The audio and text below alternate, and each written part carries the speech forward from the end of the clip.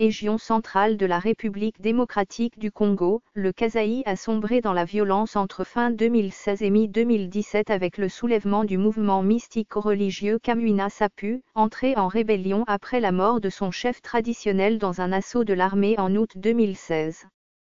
Plus de 3380 hommes, femmes et enfants ont été tués lors de ces violences, d'après l'Église catholique. Et au moins 1,4 million de Congolais ont été déplacés. Les Kamwina Sapu ont enrôlé des mineurs parmi leurs combattants face aux forces de sécurité. À 17 ans, Anto Panou se souvient que les recruteurs disaient « Après la guerre, on va construire une maison pour vos parents, vous aurez une vie meilleure quand nous aurons gagné la guerre. » Comme je voulais faire plaisir à mes parents, j'ai accepté, raconte en souriant à l'AFP cette jeune femme un peu ronde. Nous sommes allés nous inscrire avec mon petit frère et un ami du quartier. Nous avons participé à un rite initiatique et au final, nous sommes devenus des combattants Kamwina Sapu, témoigne TL en Chiluba, la langue nationale parlée au Kasaï. Les parents d'Anto s'étaient d'abord opposés à l'enrôlement de leur fille avant de céder devant son insistance, ce n'est pas de bon cœur qu'ils m'ont laissé partir. Fétiche et légumes Rempunks. La première fois que nous sommes allés combattre contre les militaires, beaucoup des nôtres ont été tués, poursuit l'adolescente, envoyée en première ligne, comme les autres filles.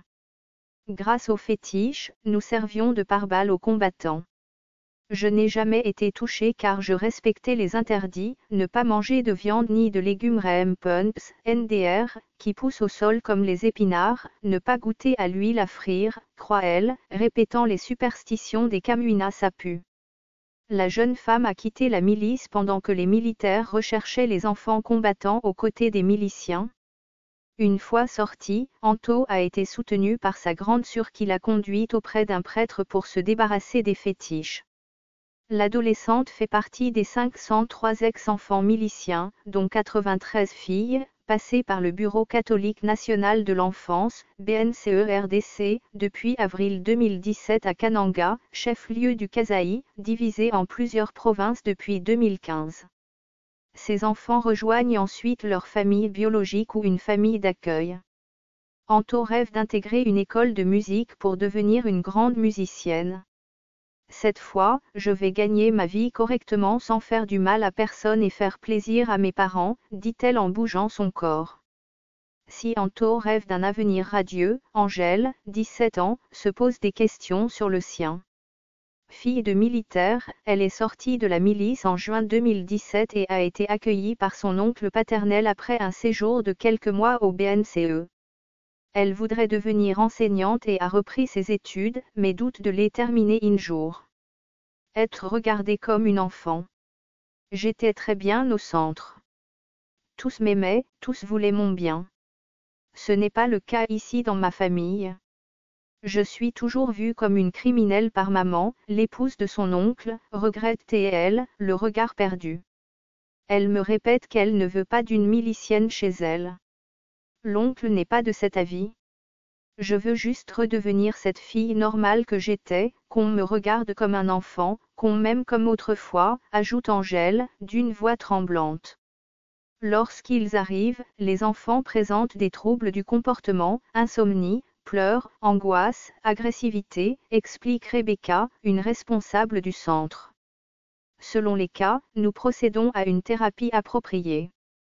Une poignée d'ex-enfants miliciens sont traqués par les autorités, poursuit le BNCE-RDC. Selon cette association soutenue par l'UNICEF, le parquet militaire de Kananga exige le retour en prison de 11 enfants parmi ceux dont il avait ordonné la libération. Malgré la fin des violences, environ 14 milices sont répertoriées au Kasaï, selon des spécialistes sécuritaires, alors que la région est confrontée à une grave crise humanitaire. Dans la ville voisine de Chikapa, Jikenga Ilingu est lui aussi âgé de 17 ans. Moi, j'ai été pris de force pour être enrôlé chez les Kamwina Sapu. Quand j'ai appris que les ONG lançaient des appels aux enfants pour sortir de ce groupe, j'ai décidé de m'enfuir, raconte-t-il à l'AFP dans les locaux d'une association, l'ADEFO, où il apprend à coudre. Nous avons vécu des choses horribles, tuer les gens, voir les autres mourir, c'était vraiment très difficile. Maintenant, j'apprends à faire la couture, j'espère avoir une vie normale et être accepté par les autres. Ce fichier audio a été créé par Panopretez Basic, vous pouvez le télécharger sur www.panoprether.com.